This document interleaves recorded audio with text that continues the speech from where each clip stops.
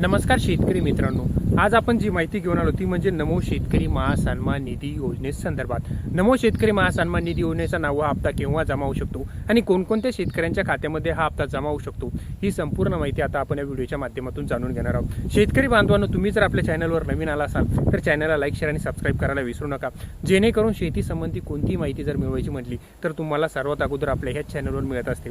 तर शेतकरी बांधवांनो, जर आपण बघितलं नमो शेतकरी महासन्मान निधी योजनेचा नववा हप्ता म्हणजे 2,000 रुपये शेतकऱ्यांच्या खात्यामध्ये जमा केव्हा होणार, त्याचबरोबर कोणत्या जिल्ह्यात पैसे येणार आणि कोणाला येणार नाही आणि पैसे का अडकले या संबंधीची संपूर्ण माहिती आणि KYC कशी करायची हे आपण आज या व्हिडिओच्या माध्यमातून समजून घेणार आहोत। तर शेतकरी बांधवांसाठी आनंदाची बातमी, ती म्हणजे राज्यातील लाखो शेतकऱ्यांसाठी एक आनंदाची बातमी समोर येत आहे, ती म्हणजे नमो शेतकरी महासन्मान निधी योजनेचा जो नववा हप्ता आहे तो शेतकऱ्यांच्या खात्यामध्ये 2,000 रुपये जर आपण बघितलं तर आता जो चालू जुलै आणि ऑगस्ट या 2 महिन्यात केव्हाही जमा होऊ शकतो। परंतु जास्त जर आपण दाट शक्यता बघितली तर जुलैच्या लास्ट वीक म्हणजे शेवटच्या हप्त्यामध्ये शेतकऱ्यांच्या खात्यामध्ये नमो शेतकरी महासन्मान निधी योजनेचा हप्ता जमा होऊ शकतो।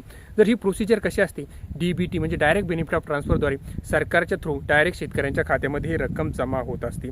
पण आपण जर बघितलं तरी जर शेतकऱ्यांना बघितलं, ज्या शेतकऱ्यांना 8वा हप्ता मिळालेला आहे अशा सर्व शेतकऱ्यांनी कागदपत्रे व्यवस्थित आहे म्हणजे त्या शेतकऱ्यांना 9वा हप्ता सुद्धा लाभ मिळणार आहे। हे पैसे म्हणजे केवळ राज्य शासनाचा लाभ आहे। जसे आपण बघितलं तर केंद्र सरकारने PM किसान योजना ही योजना सुरू केलेली आहे आणि त्याच्याच धर्तीवर आपल्या राज्यामध्ये नमो शेतकरी महासन्मान निधी योजना सुद्धा सुरू झाली। दोन्ही मिळून वर्षाला जर आपण बघितलं तर 12,000 रुपये शेतकऱ्यांच्या खात्यामध्ये जमा होत असतात। म्हणजे PM किसानचे 6,000 आणि नमो शेतकरी योजनेचे 6,000। नमोचा हप्ता PMच्या हप्त्याच्या व्यतिरिक्त 2,000 रुपये हे येत असतात। जर आपण बघितलं आतापर्यंत जर आपण बघितलं तर PM किसानचे 23 हप्ते जमा झालेले आहेत आणि नमो शेतकरी महासन्मान निधीचे 8 हप्ते सुद्धा जमा झालेले आहेत। जर आपण बघितलं तर कोणाला पैसे मिळणार आणि कोणाला मिळणार नाही ही सुद्धा आपण समजून घेऊया।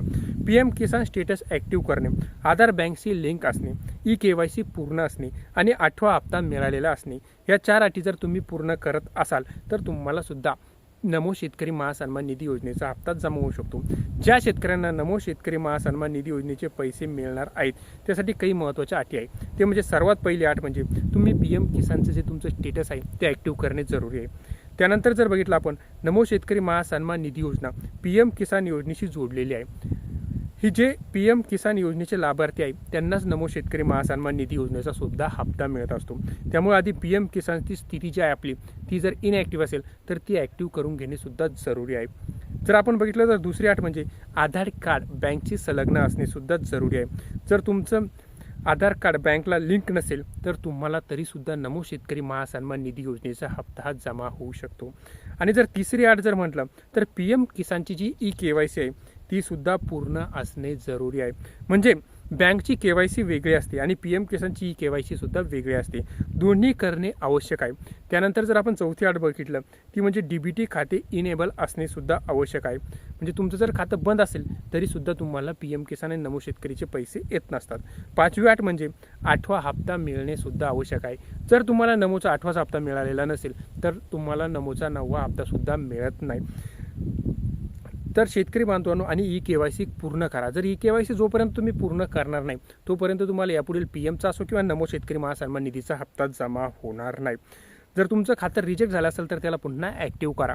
जर शेतकरी बांधवांनो जर तुम्ही हे सर्व प्रोसिजर केली तर तुम्हाला सुद्धा येणारा नमो शेतकरी महासन्मान निधी योजनेचा जो 9वा हप्ता आहे तो तुमच्या खात्यामध्ये जमा होईल।